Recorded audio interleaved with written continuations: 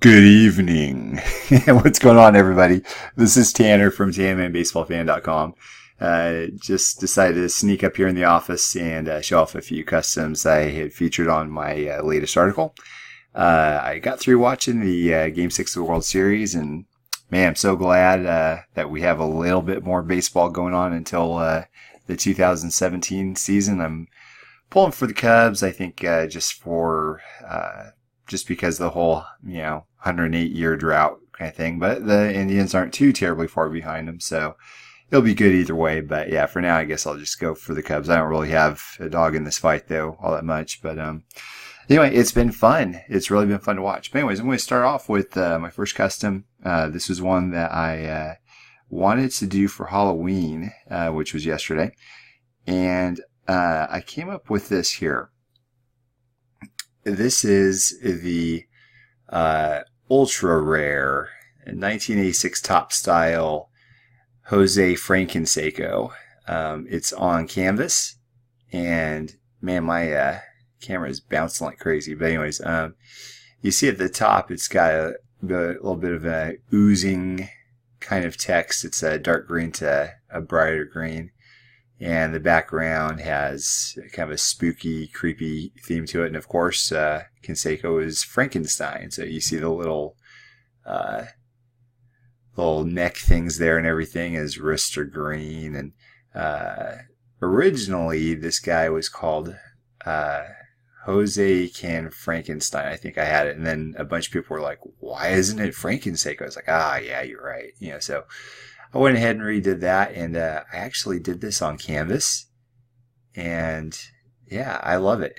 I'm gonna see if I can put this back here, if that'll help as far as the camera goes. But anyways, yeah, so it turned out really good. I'll see if I can. Yeah, there you go. There you go. There you go, camera. Got brighter lights in here also, so that probably helps. Anyways, and so I did it back just the regular glossy kind of thing. So, because I didn't want to work too terribly much on an in-depth back. But anyway, so there it is. There's my favorite Halloween card ever. So I'm going to upload that onto the website, and I love how it came out. Probably love it more than anybody else on the planet. I don't know. It was a labor of love, and I was excited I was able to match the color, the skin tones and everything. I did put this up on Twitter and Facebook and in the forums, and I got a lot of positive comments on it, so that's pretty cool. So I enjoyed that. The next two that I'm going to show you, they are based off of the cabinet relics. Now, if you're familiar with them, if you're not familiar with them, they are from Allen & Ginter, and they are massive, and they oftentimes show off a huge patch piece, or they show off 3 letters from the nameplate of the jersey. So I'm going to show off this one here. This is an Allen & Ginter inspired type of theme, but it's my own design here. So you take a look at this, and there it is. Thing's massive. It's got, and you can see the thickness there and everything. It's got the CAN from an Oakland Athletics jersey that he wore. You can actually see a picture of him when he was wearing the jersey on the back there, May 16th, 2015. It says the enclosed player worn jersey nameplate is from the jersey Jose Canseco wore in the picture shown here.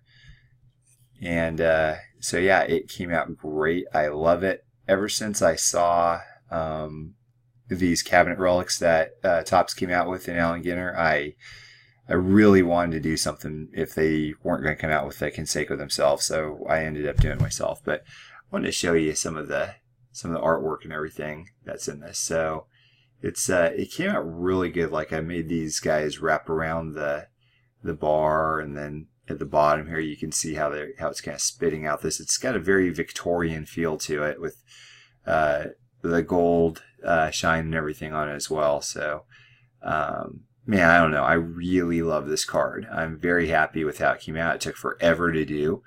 But one of the things I wanted to do also was I saw one online that had a big jersey patch, not just the nameplate. So sometimes the Oakland jerseys will have like a gold outline. this was the only nameplate that I had Jose wear that didn't have the gold outline. And there were two A's jerseys that I had him wear. So this was one that I didn't have him sign each letter for a Letterman set. But anyway, so I wanted to do this. It made sense and came out excellently. I love it.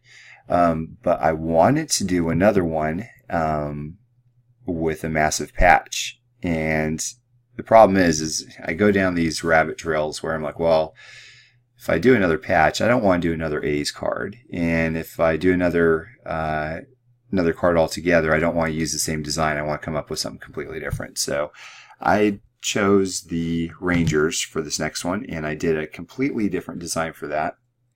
And here it is.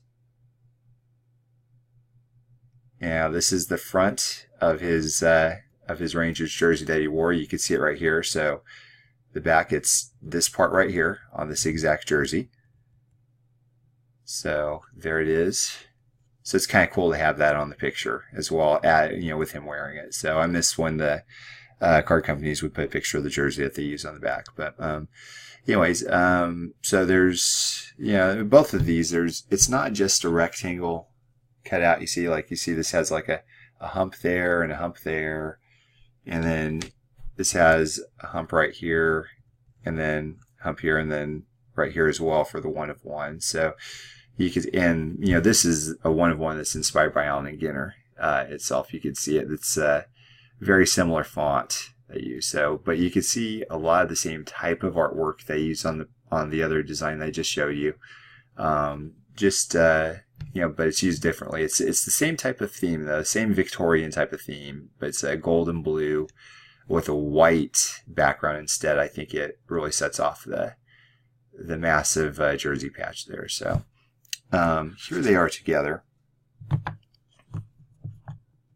And also just to show you kind of what it looks like in terms of size compared to a regular card. There it is. So they're huge, and I don't have a holder for these guys. So what I do is I just basically put these in one-touch holder sleeves, and it seems to at least keep the dust off of them. So far, of course. I mean, these are only like about a day old. So anyway. All right, well, that's all I have to show you. Hope you all have a great night, and feel free to reach out to me, tanmanbaseballfan@gmail.com, or Twitter @tanmanbbfan. Thanks. You all have a great evening.